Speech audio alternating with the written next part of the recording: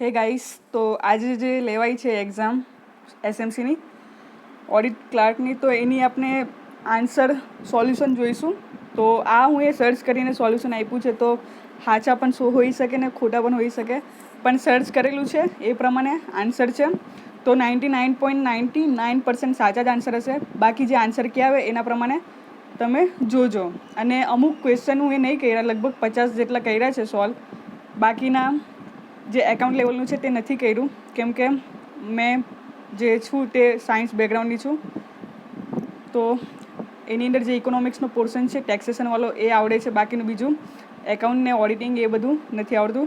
તો એટલું જે છે તે સોલ્યુશન કર્યું છે. બાકી ચાલુ કરીએ. સુરત શહેરમાં પબ્લિક સાયકલ શેરિંગ યોજના ક્યારે દાખલ કરવામાં આવી? ઈસવીસન 2019. બીઆરટીએસના ફેઝ 2ના ભાગરૂપે અટલ સેતુ યોજના સુરતમાં ક્યારે દાખલ કરવામાં આવી? ઈસવીસન 2017. વડિયાઉ પમ્પિંગ સ્ટેશન પાસે જૂના પુલને બદલે નવા પુલનું ક્યારે ઉદ્ઘાટન થયું? તો જો આની અંદર થોડુંક કન્ફ્યુઝન હતું. જે પુલ બનાવવાનું ટેન્ડર હતું ને તે લગભગ 2017-18ની અંદર પાસ કરવામાં આવેલું હતું. તો આનું ઉદ્ઘાટન ક્યારે થયું એ હું બહુ સર્ચ કર્યું, પણ કંઈ પત્તે નહીં લાગ્યું. તો એ રહેવા દીધું છે. સુરત ખાતે વેસ્ટ કલેક્ટ કરવા માટે સ્માર્ટ વેસ્ટ કલેક્શન સિસ્ટમ માટે ક્યારે ફાઉન્ડેશન સ્ટોન મૂકવામાં આવ્યો? તો ઈસવીસન 2017. સુરત મહાનગરપાલિકાનો વહીવટ કયા કાયદા નીચે કરવામાં આવેલ છે? તો Gujarat province municipal corporation GPMC act. ભાડે આપેલ મિલકત ઉપર મિલકત વેરો ચૂકવવા કોણ જવાબદાર છે? મિલકતના માલિક. એપ્રિલ માસમાં મિલકત વેરો ભરનારને કેટલા ટકા રિબેટ સુરત મ્યુનિસિપલ કોર્પોરેશન આપે છે? તો 10%. અને મે મહિનામાં જો હોય તો 7% હોય છે. તો આની અંદર આન્સર 10% આવશે. મિલકત વેરા માટે મરેલ ચેક બાઉન્સ થાય તો મિલકત ધારકે કેટલા ટકા વધારે ચૂકવવા પડે છે? 18% આવશે. પછી આ 9મો જે છે ક્વેશ્ચન, એનો પણ આન્સર મેં સર્ચ કર્યો, પણ કંઈ એટલું મળ્યું નહીં જે આન્સરને સૂટ થાય તેવું. મિલકતના એસેસમેન્ટમાં કયા નંબરના વોર્ડ સરકારી મિલકત માટે છે? તો આન્સર બી આવશે, 51 થી 56. વોશિંગ સોડા તો સોડિયમ કાર્બોનેટ આન્સર આવશે. ક્વાર્ટઝ ઘડિયાળમાં વપરાતા ક્વાર્ટઝ ક્રિસ્ટલને રાસાયણિક રીતે કયા નામથી ઓળખવામાં આવે છે? તો સિલિકોન ડાયોક્સાઇડ. હાલમાં કેટલામી લોકસભા કાર્યવંત છે? તો જે હમણાં નરેન્દ્ર મોદી ફેઝ 2 છે તે 17મી લોકસભા છે. લોકસભાના સભ્યનો કાર્યકાળ કેટલા વર્ષનો હોય છે? 5 વર્ષનો હોય છે. અને રાજ્યસભા પૂછાય તો એમનો 6 વર્ષનો કાર્યકાળ સભ્યોનો કાર્યકાળ હોય છે. રાજ્યસભા એ શું કહેવાય, કન્ટિન્યુઅસ ચેમ્બર છે, કન્ટિન્યુઅસ શું કહેવાય અંગ છે સંસદનું. ને લોકસભા દર 5 વર્ષે તેનું વિસર્જન થાય છે અને પછી નવી ચૂંટાય છે. જ્યારે રાજ્યસભામાં એવું થતું નથી. અને કાર્યકાળ સભ્યનો 5 વર્ષનો હોય છે. 15મી ઓગસ્ટ 2021ના રોજ ભારત દેશે કેટલામો? તો 75મો સ્વતંત્ર દિવસ મનાવેલો, જેને આપણે આઝાદી કા અમૃત મહોત્સવ તરીકે ઉજવેલો. નીચેના પૈકી કયું વાક્ય યોગ્ય નથી? તો 1-2 વાક્ય યોગ્ય, સોરી આની અંદર યોગ્ય નથી.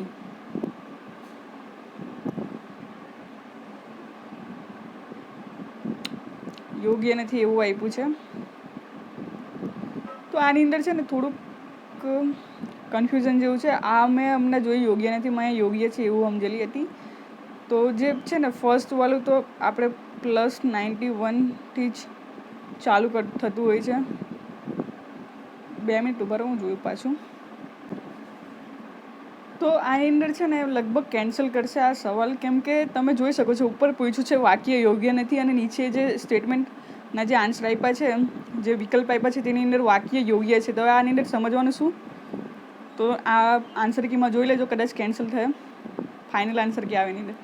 કેન્દ્ર શાસિત પ્રદેશ અને તેની રાજધાનીનું જોડકામાંથી કયું યોગ્ય જોડકું નથી? તો લદ્દાખ, શ્રીનગર. તો જે હમણાં યુનિયન ટેરિટરીઝ બની ગઈ છે કેન્દ્ર શાસિત પ્રદેશ, 2 જમ્મુ એન્ડ કાશ્મીર અને લદ્દાખ. તો જે લદ્દાખ છે તેની જે કેપિટલ છે રાજધાની તે લેહ છે. બાકીની બધી તો એનું સરખો આન્સર છે આપેલો.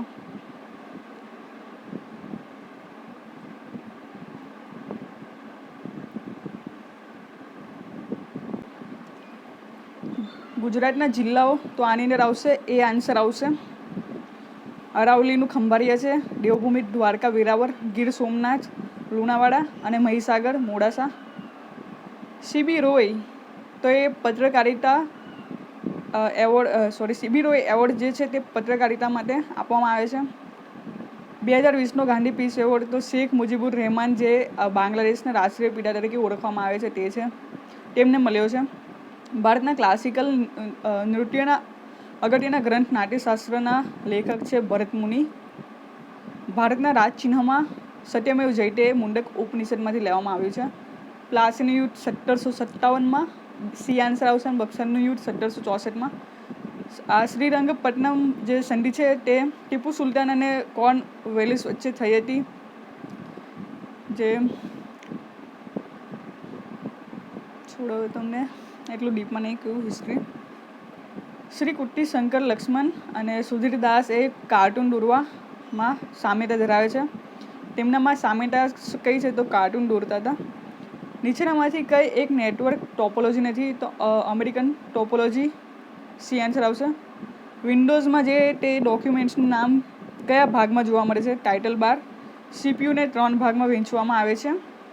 યુઆરએલનું પૂરું નામ આ પણ લગભગ કેન્સલ કરશે કેમ કે જે યુનિફોર્મ આવે યુનિવર્સલ નથી, યુનિફોર્મ રિસોર્સ લોકેટર એનું ફૂલ ફોર્મ થાય છે, આથી આ પણ કેન્સલ થઈ શકે છે. એક્સેલમાં ગાણિતિક પ્રક્રિયાઓની ફોર્મ્યુલા સંપૂર્ણપણે દૂર થાય તે માટે કયો કમાન્ડ? ડિલીટ. રિસાયકલ બિનમાં રહેલી ફાઇલને પરત લાવવા રિસ્ટોર. નેટવર્ક સાથે જોડાયેલ બધા કમ્પ્યુટરને શું કહેવામાં આવે છે? વર્કસ્ટેશન. પાવર પોઈન્ટમાં કયા વ્યૂમાં ઘણી બધી સ્લાઇડ નાના નાના કદમાં એક સાથે સ્ક્રીન પર જોવા મળે છે? Slide sorter. એક્સેલમાં કોઈ પણ સંખ્યાનું વર્ગમૂળ શોધવા માટે કયા ફંક્શનનો તો એ આન્સર આવશે SQRT નંબર. નીચેનામાંથી કઈ કીબોર્ડ શોર્ટકટ કી અક્ષરની સાઇઝ મોટી કરવા માટે માઇક્રોસોફ્ટ વર્ડ 2010માં વપરાય છે? એ આન્સર આવશે Ctrl+Shift+. નીચે પૈકી કયો કંપનીનો પ્રકાર નથી તો આની અંદર કાયદા દ્વારા સ્થાપિત કંપનીઓ. હું એ ગેસ મીન્સ કે મને એ યોગ્ય લાગ્યું કેમ કે આપણા દેશમાં કોઈ પણ કંપનીને ઓપન કરવી હોય તો કોઈને કોઈ લોની અંદર જ તેને બનાવવામાં આવે છે, તો આ કોઈ એનો સ્પેસિફિક પ્રકાર નહીં પડી શકે. બાકી તો ખાનગી કંપની એટલે કે પ્રાઇવેટ કંપની છે, પછી કોઓપરેટિવ કંપનીઝ છે ને લિસ્ટેડ કંપનીઝ પણ હોય છે, તો એટલે એ આન્સર છે. પ્રત્યક્ષ કર માટે નીચે પૈકી કયું વિધાન સાચું છે? તો આ લગભગ તમે જે મારો ટેક્સેશન વાળો કાં તો હું કોઈ પણ વિડીયોઝ બનાવ્યો હતો લાસ્ટ 2-3 એની અંદર તમને કીધું જ છે. તો આની અંદર શું થાય છે, જે કર ચૂકવનાર અને જે કર ભોગવનાર છે તે એક જ વ્યક્તિ હોય છે. જે એનું એક્ઝામ્પલ લઈએ તો ઇન્કમ ટેક્સ આપણે કર ચૂકવીએ આપણે જ છે ને એની ઇમ્પેક્ટ આપણી પર જ પડે છે, તો એ આન્સર આવશે. નીચે પૈકી કયો કર પ્રત્યક્ષ કર ગણાશે નહીં? તો આની અંદર આન્સર આવશે GST. પ્રત્યક્ષ કર ગણાશે નહીં. બાકીના બધા છે પ્રત્યક્ષ કર, આપણે જાતે જ ભરતા હોઈએ છીએ. આવકવેરો, કંપની વેરો કે capital gain tax. Shri Girishchandra Murmu કોણ છે? તો હાલના CAG comptroller and auditor general of India. નીચેના પૈકી નહીં કહ્યું. TDS એટલે ટેક્સ ડિડક્ટેડ એટ સોર્સ. ભારતમાં પ્રત્યક્ષ કર કઈ સંસ્થા દ્વારા નિયંત્રિત થાય છે? તો central board of direct taxes. નીચે પૈકી કયો કર પરોક્ષ કર નથી? કોર્પોરેટ ટેક્સ પરોક્ષ કર નથી, આ પ્રત્યક્ષ કર છે. કોર્પોરેટ ટેક્સ છે, ઇન્કમ ટેક્સ જેવો એક પ્રત્યક્ષ કર છે, બાકીના બધા પરોક્ષ કર છે.